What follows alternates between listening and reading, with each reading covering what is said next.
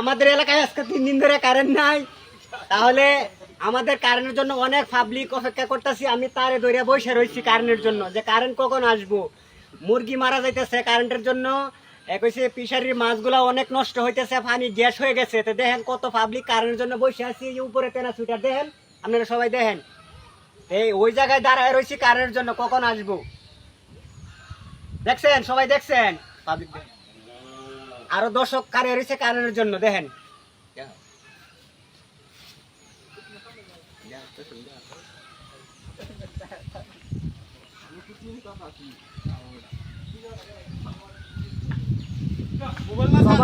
সবাই কিন্তু কারেন্টের জন্য অপেক্ষা করতেছে। দেখেন মাথায় হাত দিয়ে বসে রয়েছে, অনেক সমস্যা, মোবাইল চালাইতে পারতাছি না, ভিডিও কেউর ভিডিও সাপোর্ট করতে পারতাছি না, বিরাট ঝামেলা।